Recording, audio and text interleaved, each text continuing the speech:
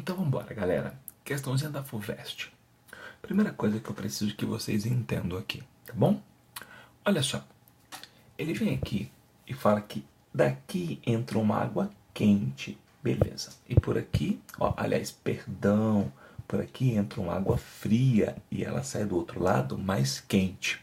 Como é que isso é possível? Porque ela veio aqui, por aqui está entrando uma água quente. Portanto, por aqui sairá uma água mais fria. Ou seja, a energia que esse cara absorveu veio de onde? Desse cara aqui, que esfriou. Entendeu o que eu falei? Agora me ajuda a pensar o seguinte: eles entraram em equilíbrio térmico? Não obrigatoriamente. Então eu não consigo, a princípio, garantir que temperatura é essa aqui. Agora me ajuda a pensar um pouquinho aqui. Vai, a gente consegue. Olha só. Calor seria igual a quem? Seria a minha capacidade térmica vezes ΔT. Para a mesma quantidade de calor aqui, o que você pode me dizer? Que a capacidade térmica e a variação de temperatura seriam inversamente proporcionais. Por exemplo, se a minha capacidade térmica fosse 3 vezes maior, a variação de temperatura seria 3 vezes menor, garantindo o mesmo valor em módulo para a quantidade de energia trocada. Toda a energia que esse líquido perde vai para a água do trocador. Tranquilo. Agora, outra coisa que você precisaria parar para pensar. Olha só, densidade é massa dividido pelo volume. Então, quem é a massa do cara? Bom, a massa seria a densidade vezes o volume. Vamos considerar, nesse caso, que a minha densidade ela será uma constante. Pode ser? Então, a relação entre as massas será a mesma relação entre os volumes. Por que isso é importante? Isso aqui é importante porque ele fala que pela serpentina entram 18 litros. Então, aqui eu tenho entrando 18 litros em 1 minuto. E ele fala que pela tubulação passariam 12 litros por minuto. Qual é a relação entre os volumes? Bom, fazendo a divisão aqui, para fazer essa relação, eu teria 18 dividido por 12, que daria quanto? Bom, 18 por 12 dá 1,5. Isso quer dizer, então, que para cada 1 litro que entra por aqui, entrariam 1,5 litros pelo outro. Se a relação das massas, dos volumes, é 1 para 1,5, a relação das massas também seria de 1 para 1,5. Entenderam o que eu falei?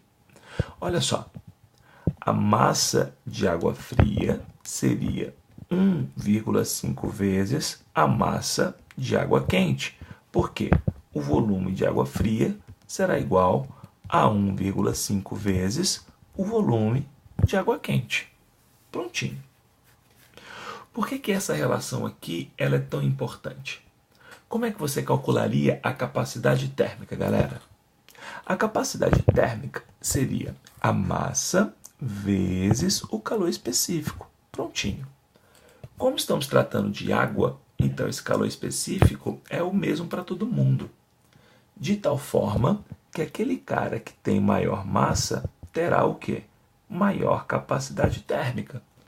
Como a massa de água fria é 1,5 vezes maior, significa que a capacidade térmica também será 1,5 vezes maior. Fez sentido? Agora volta para cá, por favor. Olha como essa questãozinha sairia de cabeça. Me ajuda aqui. Eu tenho água fria entrando por aqui e água quente entrando pelo outro lado. Então vamos lá, deixa eu escrever aqui. Eu tenho água fria e a água quente. Desse jeito. O que você pode me falar? Você pode me falar que a capacidade térmica da água fria será igual a quanto? 1,5 vezes a capacidade térmica da água quente. E se a capacidade da água fria é 1,5 vezes maior, significa que a variação de temperatura será 1,5 vezes menor. Isso pensando para água fria. Agora vamos pensar para água quente. Vai. Para água quente, ó, capacidade da água quente vezes variação de temperatura da água quente. Me ajuda. A capacidade térmica é menor. Quantas vezes menor? Fazendo isso de novo. Ó. Quantas vezes menor? Volta, pronto. 1,5 vezes menor. Desse jeito. Uai, então a variação de temperatura será o quê? Maior. Quantas vezes maior? 1,5. Estou entendendo a ideia? Porque a quantidade de calor é a mesma em módulo. O que um perdeu foi o que o outro ganhou. Esse cara aqui variou quanto? Daqui para cá. Esse cara variou 20, sim ou não? Então esse outro variaria quanto? 1,5 vezes a mais.